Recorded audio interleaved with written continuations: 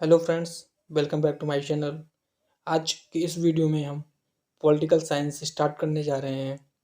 Political science start करने से पहले पॉलिटिकल साइंस से कुछ टर्म्स होते हैं, कुछ जनरल पॉइंट्स होते हैं जिसको लेकर के काफ़ी लोग कंफ्यूज रहते हैं। मैंने ऐसे बहुत सारे लोगों को देखा है, even after clearing examination they were totally confuse कि भाई ये क्या होता है, ये क्या नहीं होता है। और कंफ्यूज है, उनको रियलिटी पता ही नहीं है क्या है क्या नहीं है, क्योंकि कुछ टर्म्स ऐसे होते हैं जिसमें कन्फ्यूजन आना तो स्वाभाविक है। उन सब चीज़ों पर हम पहले फोकस करेंगे, उसको भी हम देखेंगे। तो बिना टाइम वेस्ट किए हुए हम स्टार्ट करते हैं। आज हम जनरल पॉइंट्स को देखेंगे। जनरल पॉइंट ख़त्म होने के बाद हम फिर टॉपिक वाइज पॉलिटिकल साइंस को ख़त्म करेंगे, ठीक है। तो सबसे पहले हम देखते हैं कि हमारा पार्लियामेंट क्या होता है। पार्लियामेंट, ये पार्लियामेंट होता क्या है, पार्लियामेंट क्या होता है। जैसा कि हम जानते हैं कि पार्लियामेंट तीन चीज़ों से मिलके बना होता है। एक क्या हो गया, लोकसभा हो गया, एक हमारा राज्यसभा हो गया, और हमारा क्या हो गया, प्रेसिडेंट। इन तीन चीज़ों से मिलके बना होता है हमारा पार्लियामेंट। आपको तो मोटा मोटा आइडिया तो होगा ना पार्लियामेंट के बारे में कि लोकसभा राज्यसभा क्या है। अगर नहीं भी होगा तो हम इसको आगे और विधिवत तरीके से समझेंगे कि ये कैसे होता है, कैसे नहीं होता है, इनके काम क्या क्या होते हैं, क्या नहीं होते हैं। लेकिन तभी एक मोटा मोटा आइडिया आपको होगा। Let us start. अब हमारा पार्लियामेंट हो गया। पार्लियामेंट किससे मिलके बना होता है, इसके तीन कंपोनेंट क्या क्या हैं भाई। ये लोकसभा हो गया, राज्यसभा हो गया, और प्रेसिडेंट हो गए। अब अक्सर लोग कन्फ्यूजन कहाँ से आती है, कन्फ्यूजन लोगों के पास यहाँ से आती है कि भैया ये एमपी कौन होता है, मेंबर ऑफ पार्लियामेंट। आपने सुना होगा ना, भाई एमपी होता कौन है। ये लोकसभा के मेंबर होते हैं या राज्यसभा के मेंबर होते हैं, ये किसके मेंबर होते हैं भैया एमपी। कन्फ्यूजन ये आना स्वाभाविक है। जो पहली बार जो पॉलिटिकल साइंस पढ़ते हैं भूलते हैं, पढ़ते हैं भूलते हैं, तो उनके वो काफ़ी ज़्यादा कन्फ्यूज रहते हैं। तो भाई चाहे लोकसभा का मेंबर हो या फिर राज्यसभा का मेंबर हो, चाहे लोकसभा का मेंबर हो या फिर राज्यसभा का मेंबर हो, वही तो पार्लियामेंट का ही मेंबर है ना, इसलिए उनको एमपी बोला जाएगा। आई होप आपका ये डाउट कंप्लीटली गायब हो गया ना। अब डाउट तो नहीं आएगा ना कि भाई एमपी कौन होगा। चलो ठीक है। अब हमने क्या समझा, हमने ये समझा कि भाई वो मेंबर चाहे लोकसभा का हो या फिर राज्यसभा का हो, वो तो पार्लियामेंट का एक पार्ट है ना, इसलिए उसे मेंबर ऑफ पार्लियामेंट बोला जाएगा, मीन्स एमपी बोला जाएगा, ठीक है। अब अब हम लोकसभा की बात करते हैं। लोकसभा, लोकसभा में कितने लोग होते हैं, कितने सीट होती हैं। तो अभी जो अमेंडमेंट 104 पास हुआ था, उसके बाद लोकसभा में 543 बॉडी होती हैं, 543 इसकी सीट होती है। अब ये जो सीट होती है वो हमारी इलेक्टेड बॉडी होती है, इलेक्टेड। ध्यान देना, कन्फ्यूजन होना। लोकसभा हमारी डायरेक्टली इलेक्टेड बॉडी होती है, इलेक्शन के द्वारा यहाँ पे लोग आते हैं, ठीक है। और ये जनरली इसकी जो लाइफ होती है वो 5 साल के लिए होती है। भाई 5 साल के पहले भी इसको डिजॉल्व किया जा सकता है, वो कंडीशन हम बाद में पढ़ेंगे। और 5 साल के बाद भी इसको एक्सटेंड किया जा सकता है, इवन ड्यूरिंग इमरजेंसी पीरियड। उसको भी हम इमरजेंसी में पढ़ेंगे कि कब होगा कब नहीं होगा। अगर इन जनरल बात किया जाए लोकसभा की लाइफ की, तो 5 साल के लिए होती है। 5 साल बाद जो 543 जो यहाँ पे बंदे आए हुए हैं, इनको भगाएंगे यहाँ से और नए बंदे लाएंगे बाई इलेक्शन, ठीक है। आई होप को आपको कोई दिक्कत तो नहीं हो रही है इसमें। नेक्स्ट, अब अगर हम राज्यसभा की बात करें, राज्यसभा में 245 यहाँ का सीट है। और 245 में इसमें दो टाइप के बंदे होते हैं। कौन कौन से, इसमें हमारे पास होते हैं इलेक्टेड बॉडी भी होती है, इलेक्टेड भी बंदे होते हैं, और नॉमिनेटेड भी होते हैं। अब दिमाग में आएगा भैया ये नॉमिनेट कौन करेगा, नॉमिनेशन कैसे होता है, इलेक्शन कैसे होता है, ये सब चीज़ों को हम बड़े ध्यान से देखेंगे विस्तार में जब हम राज्यसभा लोकसभा का लेक्चर लेंगे। अभी हम मोटा मोटा देखते हुए इसको चल रहे हैं, ठीक है। जो नॉमिनेट जो करेंगे वो कौन करेगा, जो नॉमिनेशन जो होगा वो प्रेसिडेंट के द्वारा होगा, प्रेसिडेंट करेगा, ठीक है। प्रेसिडेंट करेगा, ऐसे बंदों की करेगा जो कि आर्ट, लिटरेचर, साइंस और सोशल वर्क, इनमें वो विशेषज्ञ हों। ऐसे लोगों का इसमें प्रेसिडेंट नॉमिनेट करेगा, ऐसे लोगों को जो कि आर्ट, लिटरेचर, साइंस और सोशल वर्क में एक्सपर्टीज हो, विशेषज्ञ हो, वैसे लोग नॉमिनेट किए जाएंगे प्रेसिडेंट के द्वारा। अभी आपके दिमाग में आएगा भाई साहब, आप तो ये आर्ट, लिटरेचर, साइंस और सोशल साइंस जैसे चीज़ों का यूज कर रहे हो, तो ये सचिन तेंदुलकर कहाँ से आ गए, मैरी कॉम कहाँ से आ गई, क्योंकि इनका जो बैकग्राउंड था यहाँ पे किसी से मैच नहीं होता है। तो भाई ये एक्सेप्शन का केस था, ये स्पोर्ट्स ग्राउंड के बेस पे यहाँ पे आ गए थे, ये एक्सेप्शन है। हम ये लेकिन ये कहीं कॉन्स्टिट्यूशन में कहीं लिखा नहीं गया है कि स्पोर्ट बैकग्राउंड को भी ये नॉमिनेट कर सकते हैं। समझ रहे हो? इसका मतलब क्या हुआ? इसका मतलब ये हुआ कि स्पोर्ट्स का कोई बैकग्राउंड का कोई बंदा हो उसको भी किया जा सकता है, लेकिन ये कहीं रिटर्न नहीं है, ये एक्सेप्शन है, जिसको आप ध्यान में रखिएगा। ये मत कर दीजिएगा कि भाई साहब ये यहाँ पे ये 4 फील्ड दिया गया है, आप इसमें स्पोर्ट्स को बिना मतलब कि इसमें लिख के चले आओ, फिर वहाँ पे आप गलत करके चले आओगे। ध्यान देना, उनको नॉमिनेट तो किया गया लेकिन वो स्पोर्ट्स बैकग्राउंड पे किया गया है, और स्पोर्ट्स बैकग्राउंड एक्सेप्शन केस में उनको बनाया गया है, जो कि हमारे कॉन्स्टिट्यूशन में इसमें कहीं लिखा नहीं गया है। ठीक है, नेक्स्ट। अब ये हो गया। अब इसकी जो लाइफ होती है राज्यसभा की, भाई राज्यसभा की कोई लाइफ फिक्स थोड़ी होती है, ये अनडिफाइंड टाइम तक चलती रहती है, कभी डिजॉल्व ही नहीं होती। इसके 1/3 जो मेंबर होते हैं एवरी ईयर जाते हैं और फ्रेश मेंबर आते हैं। इसका मतलब क्या हुआ कि ये कभी डिजॉल्व नहीं होती, कंप्लीटली डिजॉल्व कभी नहीं होती राज्यसभा, इसलिए तो इसको अपर हाउस बोला जाता है, अपर हाउस। ठीक है, ये हमारा हो गया। अब हमने ये बात किया था राज्यसभा के जो मेंबर होते हैं वो 2 टाइप्स के होते हैं ना, नॉमिनेटेड और इलेक्टेड। इसके हमने ये बातें कर ली। नाउ नेक्स्ट,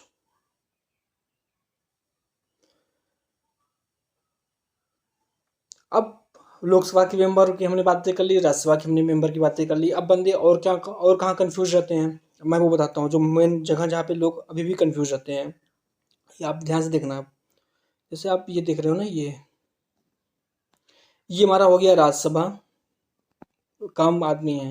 ये हमारा हो गया लोकसभा, ज़्यादा लोग हैं, वे 245 543। आप समझ लेना, बस ऐसे ही समझने के लिए है। इनको हम क्रॉस क्रॉस से दिखा देते हैं। भाई साहब ये मत बोलना कि इनको आप क्रॉस से क्यों दिखा रहे हो, क्योंकि कुछ लोग होते हैं ना, उनको बुरा लग जाता है छोटी छोटी बातें। तुम्हारा कोई इंटेंशन नहीं है इनको क्रॉस से दिखाने का, आपको समझाने के लिए मैं दिखा रहा हूँ।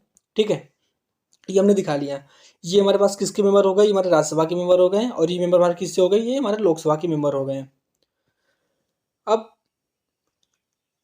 लोकसभा में सीट कितनी है, 543, 543 है ना। अब 543 का आधा कितना हुआ, 271.5। अच्छा भैया, अच्छा। अब इससे ये आधी सीट थोड़ी होती है, इसको मतलब अगर देखा जाए 272 सीट। ठीक है, आधी सीट थोड़ी बोलोगे कि आधा आदमी, भाई आधा आदमी है, ऐसा थोड़ी होता है। तो या फिर 271 ही होगा या फिर 272 हो जाएगा। तो अब मोटा मोटा समझने के लिए आप देखो, अगर कोई 272 सीट पा गया कोई भी पार्टी, तो भाई वो तो मोर देन 50% हो गया। जब मोर देन 50% हो जाएगा तो वो क्या हो जाएगी, उसकी गवर्नमेंट बन जाएगी। ध्यान देना, उसकी गवर्नमेंट बन जाएगी ना। इसका मतलब हुआ कि अगर कोई भी पार्टी 50%, मोर देन 50% पा जाती है तो उसकी गवर्नमेंट बन जाती है। ठीक है, तो वो यहाँ पे आके फिल करते हैं, ये लोकसभा के मेंबर बन के चले जाते हैं वो, और जो उनका लीडर होता है वो बनता है हमारा प्राइम मिनिस्टर। मतलब ऐसी पार्टी जो मोर देन 50% सीट पाई है, उसका जो लीडर होगा वो बनेगा हमारा प्रधानमंत्री, प्राइम मिनिस्टर। अब लोग कंफ्यूज ये रहते हैं कि जो प्राइम मिनिस्टर जो बनता है, क्या वो लोकसभा का मेंबर होता है या फिर राज्यसभा का मेंबर होता है? लोग कंफ्यूज रहते हैं ना भाई साहब। तो ये कंफ्यूजन हटाने के लिए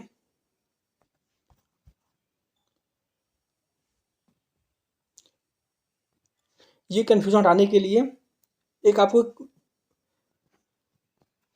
ये कंफ्यूज है बंदे कि जो प्रधानमंत्री होता है वो हमारा राज्यसभा का होता है या फिर लोकसभा का होता है। तो आप अगर थोड़ा सा करंट पे आओ तो अगर जो हमारे पूर्व प्रधानमंत्री रह चुके हैं डॉक्टर मनमोहन सिंह जी, तो वो हमारा प्रधानमंत्री जो थे वो राज्यसभा के मेंबर थे, और जो प्रधानमंत्री हमारे मोदी जी हैं ये जो मेंबर हैं वो लोकसभा के मेंबर हैं। इसका मतलब क्या हुआ? इसका मतलब एक चीज़ क्लियर हो गया कि प्रधानमंत्री कोई भी बन सकता है, या फिर वो लोकसभा का मेंबर हो या फिर राज्यसभा का मेंबर हो, कहीं का भी मेंबर हो उसको प्रधानमंत्री बनाया जा सकता है। क्योंकि जो पार्टी जीतेगी वो अपना लीडर चूज करेगी, और जिसे चूज करेगी आइदर वो मेंबर हो लोकसभा का और मेंबर हो राज्यसभा का, कहीं का भी हो उसको प्रधानमंत्री बनाया जा सकता है। ठीक है, अब हमारे पास प्रधानमंत्री बन गए, प्रधानमंत्री भाई साहब बन गए हैं। ये देखो हमारा लोकसभा हो गया, लोकसभा नीचे हो गया, ये हमारा राज्यसभा हो गया। ठीक है, ये हमारा राज्यसभा हो गया, ये हमारा लोकसभा हो गया। अब सोचो, अब जस्ट टेक एग्जांपल कि ये हमारे प्रधानमंत्री, हमने इनको चूज कर लिया, ये है, ये हमारे पीएम हो गए। अब प्रधानमंत्री साहब ने क्या बोला? प्रधानमंत्री भाई इतने ढेर सारे काम होते हैं कि वो अकेले काम तो कर नहीं सकते। काम कर सकते हैं क्या वो अकेले? हाँ ऑफ कोर्स काम तो कर सकते हैं, लेकिन देखेंगे कैसे, कंट्रोल कैसे करेंगे? इसके लिए उनको कुछ ऐसे बंदे चाहिए जिनसे वो जिनको वो रिस्पॉन्सिबिलिटी दे सकें, जिसको वो जिम्मेदारियाँ दे सकें और काम जिससे आसानी से हो सके। उसके लिए अलग अलग डिपार्टमेंट बनाया गया है। तो उस डिपार्टमेंट चलाने के लिए भाई अधिकारी तो होते ही हैं, लेकिन वहाँ पे मंत्री भी होते हैं ना, आपने नाम सुना होगा, मंत्री वगैरह होते हैं ना, जैसे रेलवे विभाग हो गया, रेलवे मंत्रालय हो गया, रक्षा मंत्रालय हो गया, गृह मंत्रालय हो गया। ऐसे ये सब मंत्रालय जो होते हैं, जो विभाग होते हैं, उनको चलाने के लिए अब प्रधानमंत्री साहब तो अकेले तो देखेंगे ही नहीं। तो ये क्या करेंगे, ये कुछ लोगों को सेलेक्ट करेंगे, चूज करेंगे। भाई ये प्राइम मिनिस्टर साहब का डिस्क्रिशनरी पावर होता है, इसमें आप ये नहीं कर सकते भैया आपने उनको क्यों चूज किया, आपने उनको क्यों नहीं किया, और इसका आप कहीं कंप्लेन भी नहीं कर सकते, क्योंकि ये प्राइम मिनिस्टर की डिस्क्रिशनरी पावर होती है। जिसको चाहे वो उनको ये रिस्पॉन्सिबिलिटी दे सकते हैं। तो अब प्रधानमंत्री साहब ने क्या बोला? प्रधानमंत्री साहब ने चाहे वो माना कि ये एक्सेस बंदे को उठा लिया, अब जिनको उठा रहे हैं ये क्या कहे जाते हैं? ये काउंसिल ऑफ मिनिस्टर, इनके समूह क्या बोलते हैं? Council of minister. इन्होंने किसी को गृह मंत्रालय दे दिया, किसी को शिक्षा विभाग दे दिया, किसी को स्वास्थ्य विभाग दे दिया। अब इसमें आप एक बात और ध्यान देना कि अभी ये लेजिस्लेचर थे, ये इलेक्शन लड़के आए हुए थे, ये एमपी थे, नॉर्मली सिर्फ नॉर्मल सा एक एमपी थे। अब प्राइम मिनिस्टर साहब ने इनको जब चूज किया तो ये लेजिस्लेचर का पार्ट थे पहले, अभी ये क्या हो गए? एग्जीक्यूटिव हो गए, एग्जीक्यूटिव हो गए। ठीक है, पहले पहले लेजिस्लेटिव के पार्ट थे, अभी एग्जीक्यूटिव हो गए हैं।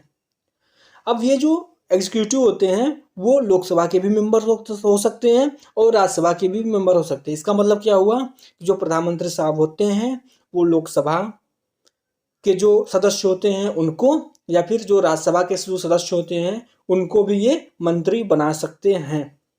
ये चीज़ अब ध्यान दीजिएगा, क्योंकि काफ़ी लोग कंफ्यूज रहते हैं कि अरे लोकसभा का आदमी है तो लोकसभा के ही एमपी, अगर लोकसभा का एमपी है तो मंत्री लोकसभा के ही बनते हैं। भाई ऐसा भ्रम मत पालना, जो मंत्री होता है वो लोकसभा या फिर राज्यसभा किसी का भी हो सकता है, इसमें ज़्यादा कंफ्यूज मत होना। इसका मतलब क्या हुआ भाई साहब? सिर्फ यही नहीं, वो एमपी हो या फिर ना हो, अगर प्राइम मिनिस्टर चाहें तो किसी ऐसे बंदे को भी मंत्री बना सकते हैं, मंत्रालय दे सकते हैं, मिनिस्टर बना सकते हैं जो कि एमपी ना हो, लेकिन विद इन 6 मंथ उनको एमपी बनना पड़ेगा। अगर विद इन 6 मंथ एमपी नहीं बन पाते हैं तो उनको अपने पद से रिजाइन देना पड़ेगा, मंत्रालय उनके हाथ से चली जाएगी।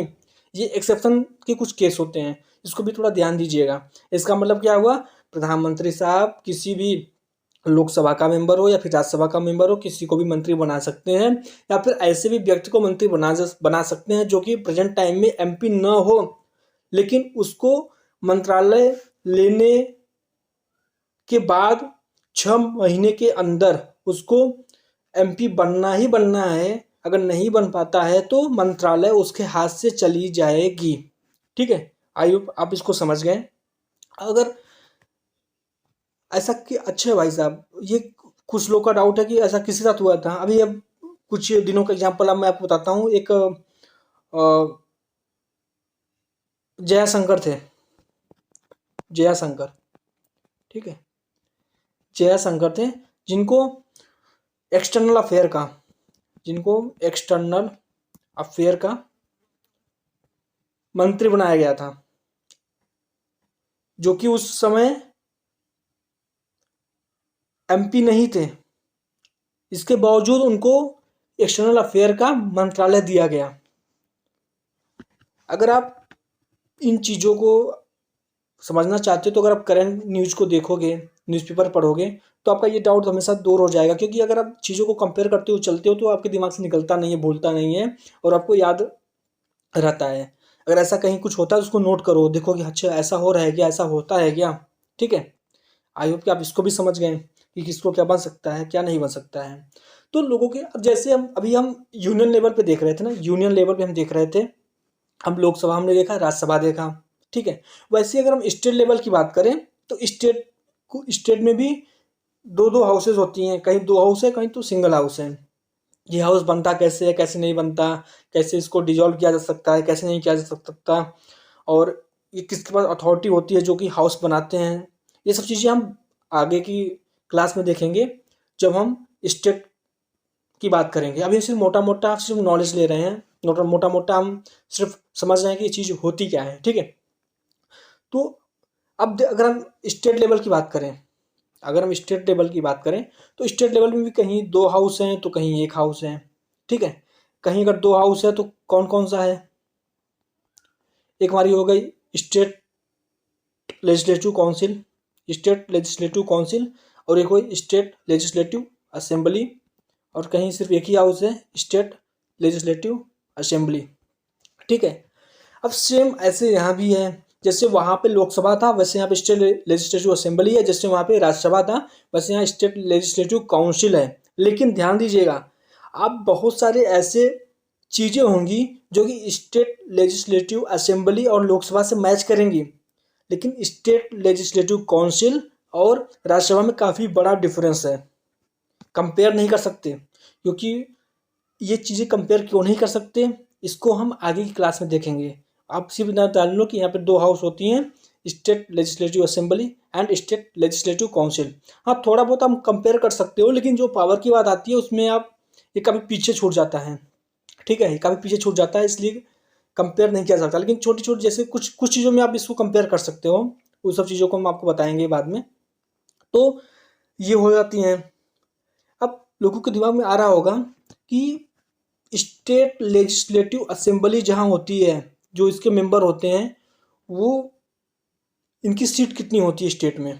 तो भाई साहब, इनकी जो सीट होती है स्टेट टू स्टेट वेरी करता है। ये डिपेंड करता है उस स्टेट की जनसंख्या कितनी है, वहाँ पर कितने लोग रहते हैं, उसके कंपैरेटिवली उस स्टेट की सीट निर्धारित की गई है। तो ये स्टेट टू स्टेट वेरी करेगा। ठीक है, ये बात समझ में आ गया। और दूसरी बात ये कि जो ये स्टेट लेजिस्लेटिव असेंबली होता है, ये इनकी जो ये डायरेक्टली इलेक्टेड बाय पीपल होते हैं, ये लोगों के चुनाव के दौरान आते हैं। ठीक है,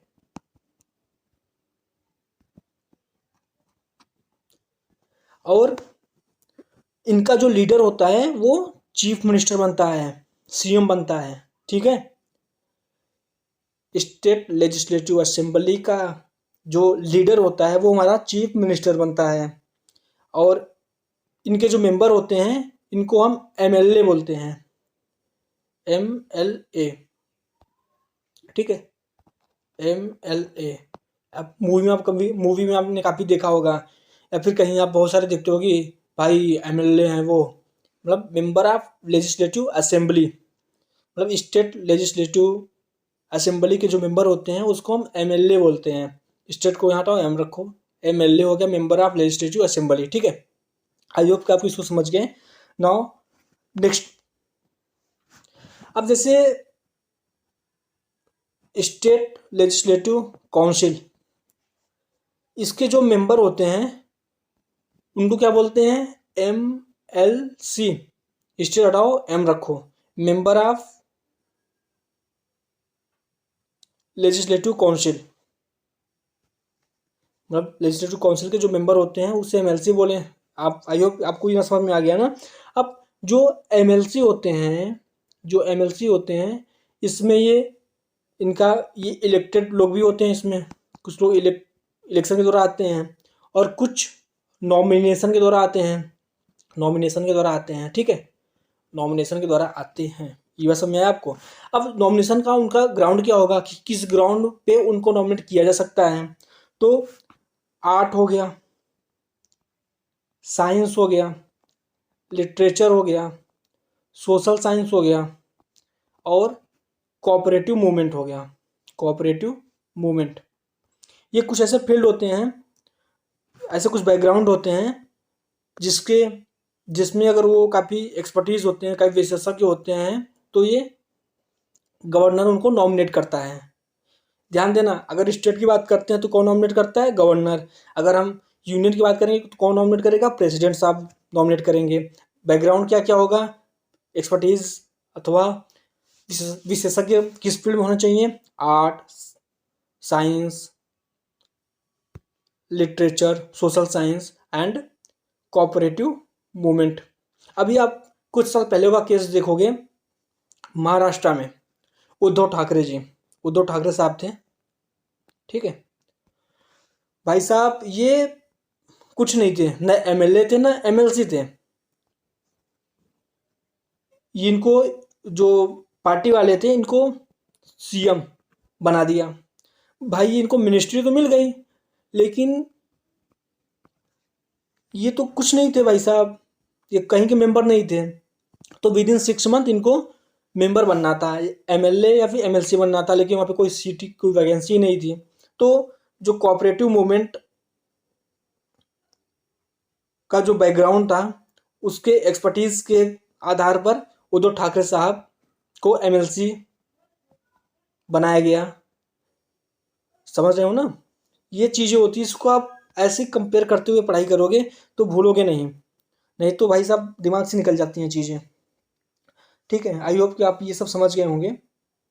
और नेक्स्ट टॉपिक पे हम आते हैं। नेक्स्ट पे हम आते हैं तो स्टार्ट करते हैं कॉन्स्टिट्यूशन। भाई ये होता क्या है, क्या नहीं होता है।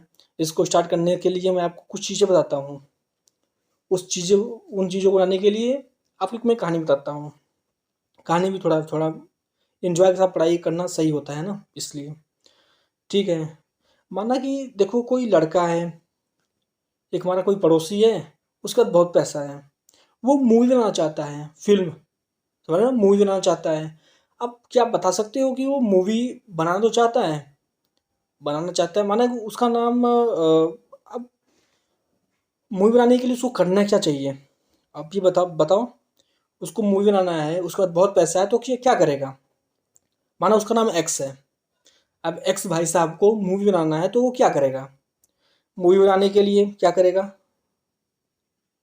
भाई साहब, वो एक्टर ही खुद ही है, स्टोरी वो लिख के बैठा हुआ है। मैं ही बताता हूँ क्या करेगा। ये भाई साहब हमारे X भाई साहब हैं, इनको मूवी बनाना है, इनके पास बहुत पैसा है। तो मूवी बनाने के लिए सबसे पहले क्या करेंगे, वो थीम, कि भैया हमें मूवी बनानी कैसी है, मूवी में कैसी बनानी है। फिर क्या मूवी बन के स्टोरी वगैरह आई, फिर मूवी बना, फिर लास्ट में ट्रेलर निकाला उन्होंने, ट्रेलर निकल गया। अब X भाई साहब ने, जिनके पास बहुत सारा पैसा है, उन्होंने मूवी बनाने के लिए सबसे पहले थीम बनाया कि उनको मूवी कैसी बनानी है। भाई रोमांटिक मूवी बनानी है, ड्रामा बनाना है, हॉरर बनाना है, कैसा मूवी बनाना है, ये सब वो पहले डिसाइड करेंगे। उसके बाद वो स्टोरी बनाएंगे, स्क्रिप्ट लिखेंगे कि भैया अब मैं स्टोरी कैसे लिखूँ, कैसे बनाऊँ। जब सब कुछ बन जाएगा तो वो ट्रेलर निकालेंगे, जिससे लोगों को दिखा के मतलब अट्रैक्ट कर सकें, पूरी मूवी दिखा के कि भाई हो गया है मेरा काम। तो सेम सेम इसको ध्यान दीजिएगा, सेम हमारा कॉन्स्टिट्यूशन है। कॉन्स्टिट्यूशन फिर हमारे पास जो थीम है वो हमारा क्या हो गया, थीम मतलब क्या हो गया भाई, भाई थीम मतलब ऑब्जेक्टिव ना, ऑब्जेक्टिव, पर्पज, कि हमारा पर्पज क्या है मूवी बनाने के लिए, मतलब लोगों को कैसा फील करवाना है, कैसा रियलाइज करवाना है, हमारा ऑब्जेक्टिव कैसा है, वो हमारा हो गया, कॉन्स्टिट्यूशन हो गया। अब कॉन्स्टिट्यूशन का जो थीम है वो क्या है, ऑब्जेक्टिव, ऑब्जेक्टिव रिजोल्यूशन, और हमारी कॉन्स्टिट्यूशन लिखा गया। और ये हमारा कौन सा हो गया, ट्रेलर होगा। ट्रेलर हमारा क्या हो गया, प्रियम्बल। ध्यान देना, जैसे मूवी बनाने के पहले हमें सबसे पहले क्या पता करना था कि भैया थीम क्या होगा, उस मूवी का ऑब्जेक्टिव क्या होगा, वैसे कॉन्स्टिट्यूशन लिखने से पहले हमारा कॉन्स्टिट्यूशन का ऑब्जेक्टिव क्या होगा, पहले ये तो डिसाइड हो जाए कि भैया हमें लोगों को करवाना कैसा है, फील क्या करवाना है, रियलाइज क्या करवाना है, उसके बाद ही तो हम संविधान को लिख सकते हैं।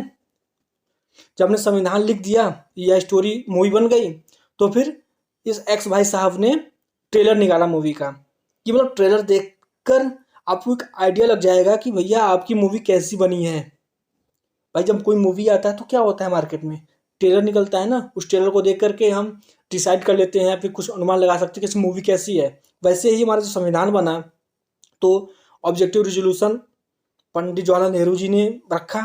अब हमारा कॉन्स्टिट्यूशन लिख के जब तैयार हो गया, डॉक्यूमेंट बन के तैयार हो गया, तो प्रेम्बल बनाया गया, मतलब ट्रेलर बनाया गया कॉन्स्टिट्यूशन का। इस ट्रेलर को देख करके हम मूवी के बारे में अनुमान लगा सकते हैं कि हमारा मूवी कैसा बना हुआ है। इसका मतलब ये जो हमारा प्रियम्बल है, जो हमारा प्रियम्बल है, मोटा मोटा देखना, जो हमारा प्रियम्बल है वो कॉन्स्टिट्यूशन लिखने के बाद प्रियम्बल हमारा आया है। प्रियम्बल हमारा ट्रेलर है भाई, ट्रेलर पहले थोड़ी आता है, पहले स्टोरी पूरी बन जाती है, पूरी मूवी बन जाती है, उसके बाद हमारा ट्रेलर आता है। उसी प्रकार हमारा कॉन्स्टिट्यूशन लिखने के बाद हमारा कॉन्स्टिट्यूशन बन गया, लिखा गया, डॉक्यूमेंट बन गया, उसके बाद प्रियम्बल बताया गया, प्रियम्बल बनाया गया, जिसको प्रियम्बल को आप पढ़ करके, जान करके आप पूरे कॉन्स्टिट्यूशन के बारे में अनुमान लगा सकते हैं कि हमारा कॉन्स्टिट्यूशन क्या क्या हमें देता है, क्या क्या प्रोवाइड करवाता है, और ये चाहता क्या है। ठीक है, आई होप कि आपको ये भी समझ में आ गया। अब हमारा कॉन्स्टिट्यूशन बन के तैयार हो गया, मतलब हमारा मूवी बन के तैयार हो गया। अब जो हमारा ऑब्जेक्टिव रिजोल्यूशन था, ऑब्जेक्टिव रिजोल्यूशन, ठीक है, वो बताया कौन था भाई, ऑब्जेक्टिव रिजोल्यूशन हमारा पंडित जवाहरलाल नेहरू ने बताया था ना, पंडित नेहरू ने बताया था ना। ठीक है, अब ये क्या, इसमें उन्होंने क्या बताया, मतलब अगर देखा जाए इसका पीछे का बैकग्राउंड ये था कि हमारा जो संविधान बनेगा वो रिलीजियस होगा या फिर सेकुलर होगा, वो मोनार्की होगी कि रिपब्लिक होगी, वो कैसा होगा, इन चीज़ों के बारे में बताया गया है। ठीक है, कि हमारा डेमोक्रेटिक होगा कि डिक्टेटरशिप होगा। ये हमारा ऑब्जेक्टिव रिजोल्यूशन है, जो कि पंडित नेहरू ने उस समय रखा था संविधान बनने से पहले। ठीक है, ठीक है, अब जो संविधान जो बना था, जो असेंबली जो तैयार हुई थी, उस असेंबली को क्या बोलते हैं हम, कॉन्स्टिट्यूएंट असेंबली, कॉन्स्टिट्यूएंट असेंबली। उस असेंबली को हम क्या बोलते हैं, कॉन्स्टिट्यूएंट असेंबली, जिसमें कॉन्स्टिट्यूएंट असेंबली बोलती हैं। और जो 11 सेशन में हमारा संविधान बन के तैयार हुआ। ठीक है, 11 सेशन में हमारा संविधान बन के तैयार हुआ। और ये जो हमारा बना था, जो हमारा ये हुआ था, वो 9 दिसंबर 1946 को हमारा कॉन्स्टिट्यूशन असेंबली बना।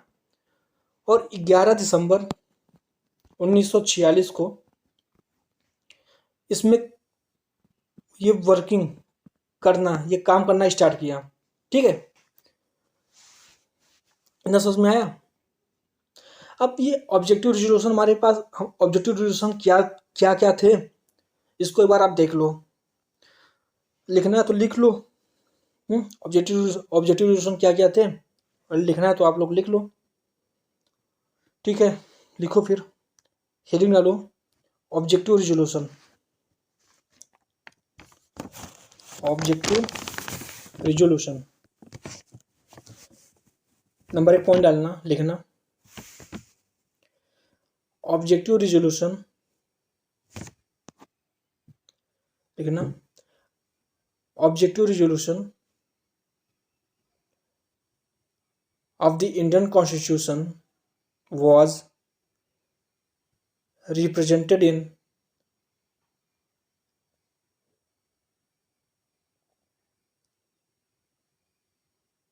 objective resolution which was moved by the Pandit Jawaharlal Nehru,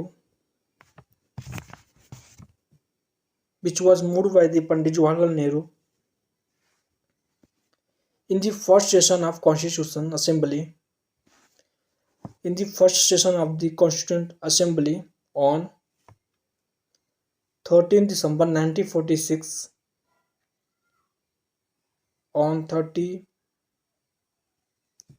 December of 1946, adopted on 22nd Jan 1947।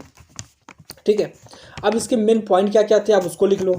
Number 2 point डालो और लिखो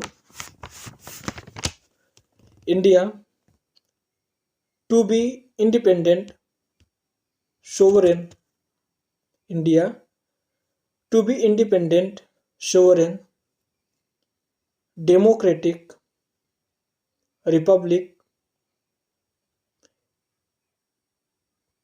comma Indian provinces and other part of India,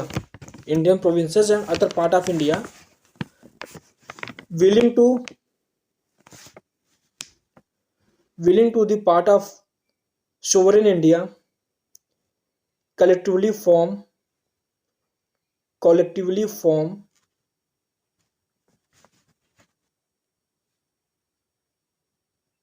union of India. ठीक है, collectively form union of India. ध्यान देना, यहाँ पे union बोल रहा है। अभी अब फेडरल और यूनियन के बारे में हम बाद में चर्चा करेंगे इस पे कि भाई फेडरल क्या होता है, यूनियन क्या होता है। कुछ लोग का कोसाई है, क्या है कोसाई, फेडरल है, यूनियन बायस है, क्या है।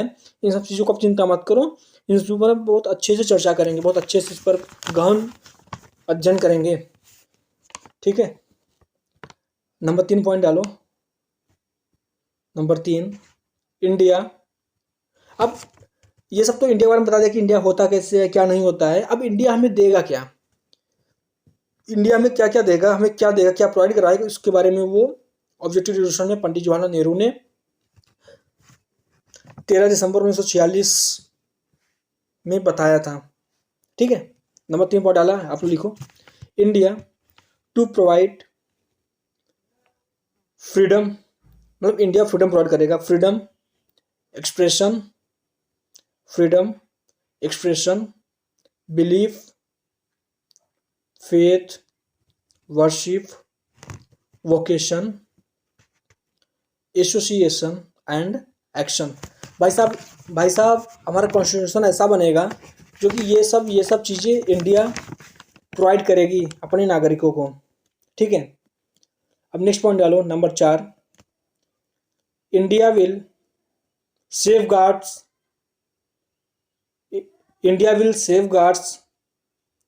for minorities,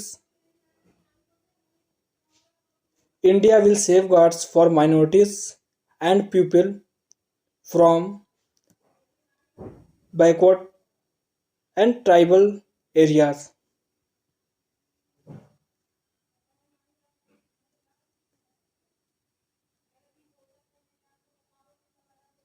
India will safeguards for minorities and people from backward and tribal areas. Next one डालो, number 5 India to attain to attain rightful and honoured place, जो कि इंडिया ये रख भी रहा है। ओके फ्रेंड्स, तो हमारा ये फर्स्ट जनरल पॉइंट का जो लेक्चर था ये कंप्लीट होता है। जो नेक्स्ट इसमें कुछ बचे हुए हैं, जो नेक्स्ट आगे का जो है उसको हम नेक्स्ट क्लास में देखेंगे। Okay, thank you. आपको अगर कुछ भी दिक्कत आता है, कुछ भी प्रॉब्लम आती है, तो आप कमेंट्स के द्वारा हमें बता सकते हैं, तो उस टॉपिक को भी हम अच्छे से क्लियर करेंगे। जहाँ तक मुझे लगता है कि जहाँ तक सही होना चाहिए, जहाँ तक आपको समझाना चाहिए, मैं अपनी पूरी कोशिश कर रहा हूँ आपको पूरा समझाने के लिए। अगर आप कुछ भी दिक्कत होता है तो कमेंट्स के द्वारा आप बताओ, मैं उस चीज़ को दोबारा फिर से रिपीट करूँगा। Okay, thank you.